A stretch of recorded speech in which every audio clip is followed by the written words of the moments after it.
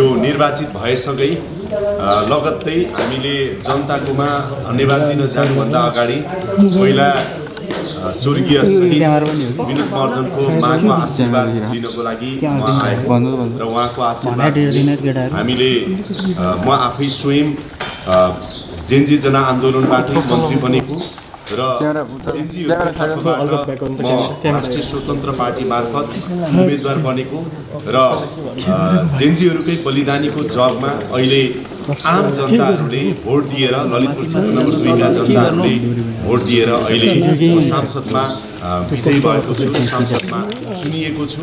यो यस्तो एउटा संयोग हो, जुन संयोग कस्तो संयोग हो भने जेन्जी शहीदहरूको तर परिवर्तन भइ नसकेको अवस्था छ र जेन्जी जनआन्दोलनका शहीदहरूले र जेन्जी प्रतिनिधिहरू जेन्जीहरूले जुन रूपमा आन्दोलन गरेका थिए, उहाँहरूले गरेको आन्दोलन भ्रष्टाचार नियन्त्रणको लागि थियो, उहाँहरूले गरेको आन्दोलन सुशासन कायम गर्नका लागि थियो, उहाँहरूले गरेको आन्दोलन रोजगारी सृजना गर्नको लागि थियो, आर्थिक समृद्धिका लागि थियो, पूर्वाधार विकासका लागि थियो, शिक्षा र स्वास्थ्य जस्ता अति आवश्यक मौलिक अधिकारहरूलाई सुनिश्चित गर्ने कुराहरूमा थियो। यही देशमा गरी खान पाऊँ भन्ने जेन्जीहरूको माग थियो र भविष्य खोज्नको लागि विदेशमा जानु नपरोस्, यो देशमै भविष्य सुरक्षित होस् भन्ने जेन्जीहरूको आन्दोलनको मुख्य मर्म, उद्देश्य, चाहना र म्यान्डेट थियो। त्यो म्यान्डेट अझै पनि अधुरो रहेको अवस्था छ र त्यो अधुरो क्रान्तिलाई पूरा गर्नको लागि यतिखेर जनताहरूले देशभरबाट ब्यालेट बक्स मार्फत, मतपेटिका मार्फत, मतपत्र मार्फत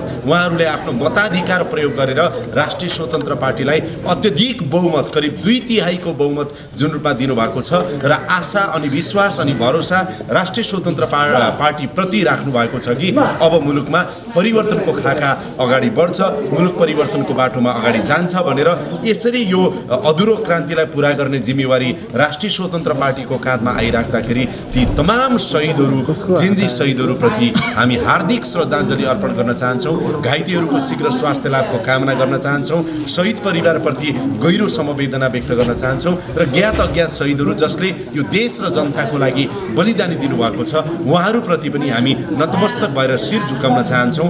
र यही सिलसिलामा मैले आज स्वर्गीय विनोद महर्जन शहीद उनको आमालाई भेटेँ र मालाई भेट्दाखेरि माको चाहना तपाईँहरूले पनि देख्नुभयो, अरू केही छैन।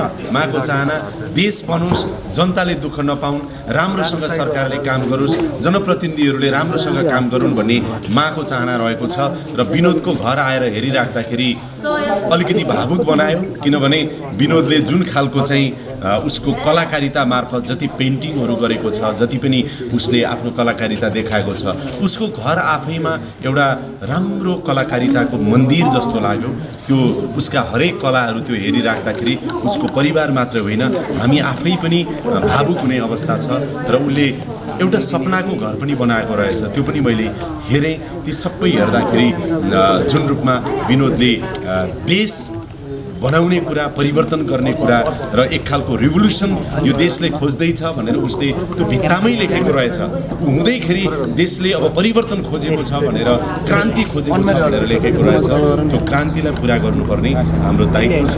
त्यो दायित्वबाट हामी अगाडि बढ्नेछौँ र अहिलेको अवस्थामा अरू धेरै कुराहरू यहाँलाई नभनिकन मैले माको आशीर्वाद लिएको छु र माको आशीर्वाद अहिलेका सम्पूर्ण जनप्रतिनिधिको लागि, देश र जनताको लागि चाहिँ यो महत्त्वपूर्ण हुनेछ र यो आशीर्वादले काम गर्नेछ, हामीलाई देश बनाउनको लागि थप प्रेरणा दिनेछ भन्ने मैले विश्वास लिएको छु। तयारी गराउँ, खास गरेर गौरीबहादुर कार्की नेतृत्वको आयोग जुन बनेको छ, आयोगले सम्माननीय प्रधानमन्त्री सुशीला कार्कीज्यूलाई त्यो प्रतिवेदन बुझाइसकेको छ।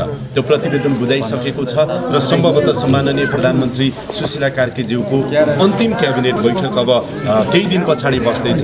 त्यो क्याबिनेट बैठकले आवश्यक निर्णयहरू गर्ने नै छ र त्यस पछाडि जुन राष्ट्रिय स्वतन्त्र पार्टीको नेतृत्वमा सरकार बन्नेछ, त्यो सरकार बनिसके पछाडि जुन कार्की आयोगको प्रतिवेदनहरू छ, त्यो प्रतिवेदनले सुझाएका कुराहरू, दिएका सुझावहरू र देखाएका निष्कर्षहरू जे छन् यसरी गर्नुपर्छ भन्ने कुराहरूमा, त्यो प्रतिवेदन कार्यान्वयन गर्ने कुराहरूमा म यहाँहरूलाई के विश्वास दिलाउन चाहन्छु भनेदेखि जेन्जी जनआन्दोलनकै जगमा यो निर्वाचन भएको कारणले र त्यो निर्वाचनबाट निर्वाचित नयाँ सरकार आएपछि त्यो कार्यान्वयन गर्नु उसको दायित्व हुन्छ र कार्यान्वयन गरेर सरकार मुख्य गरेर तपाईहरुलाई के भनौं भने आयोगको प्रतिवेदन आगामी सरकारले कार्यान्वयन गर्नेछ। अब अहिले यसमा चाहिँ म के भन्न चाहन्छु भने सबैभन्दा पहिला जनताले मलाई ललितपुर क्षेत्र नम्बर 2 मा अत्यधिक बहुमत करिब 65% मत राष्ट्रिय स्वतन्त्र पार्टी घन्टीलाई र जगदीश खरेललाई दिनुभयो। त्यो भनेको चाहिँ ठुलो मतान्तर, झन्डै मैले 40,000 मत पाएँ र जनताको जुन विश्वास, एक खालको जनउभार, जुन मत र मन र मत दुवै मेरो पक्षमा देखिएको छ। यसले एउटा के स्पष्ट गरेको छ भने म सांसद अब पक्का भएँ, शपथ लिन बाँकी छ होइन। सांसदको रूपमा मेरो भूमिका प्रभावकारी रहन्छ। अब सरकारमा कसलाई लाने, कसरी लाने, को लाने, कुन पदमा लाने, के गर्दा ठिक हुन्छ भन्ने कुराहरू त दुईटा कुरा हुन्छ। एउटा त प्रधानमन्त्रीले मन्त्रीमण्डल बनाउने हो। अब नयाँ प्रधानमन्त्रीले मन्त्रीमण्डलमा कसलाई के कसरी आवश्यकता देख्नुहुन्छ त्यो हिसाबमा प्रधानमन्त्रीज्यूले निर्णय गर्नुहुन्छ। साथमा उहाँले पक्कै पनि पार्टीको तर्फबाट पार्टीले कसलाई सरकारमा पठाउने, कसरी पठाउने भन्ने कुराहरू यो चाहिँ अहिलेको सन्दर्भमा भन्दाखेरि म मन्त्रीमा जाने नजाने भन्ने कुराहरूको निर्णय चाहिँ पार्टीले गर्छ र आउने प्रधानमन्त्रीज्यूले गर्नुहुन्छ। आजको विषय भनेको चाहिँ हामीले अरू केही पनि होइन, म आफै जनताको घर दैलोमा जानुभन्दा अगाडि, जनताको घर दैलोमा धन्यवाद दिन जानुभन्दा अगाडि स्वर्गीय विनोद महर्जन जो शहीद भए उनको माको आशीर्वाद दिउँ भनेर आएको। यद्यपि मैले योभन्दा चुनाव प्रचारको क्रममा पनि उहाँको घरमा आएको थिएँ। त्यस्तै गरेर उहाँको दिदीको घरमा पनि गाभालमा गएको थिएँ। शहीद दिवसको दिन मङ्गल बजारमा श्रद्धाञ्जली सभामा पनि गएको थिएँ। अहिलेलाई चाहिँ म यति मात्र यहाँहरूलाई भनौँ, म थप राम्रो गर्न सकियोस् भनेर मालाई यहाँ जनतालाई धन्यवाद दिन जानुभन्दा अगाडि उहाँको आशीर्वाद दिन आएको। अरू कुरा यहाँहरूसँग पछि म गरि नै रहनेछु।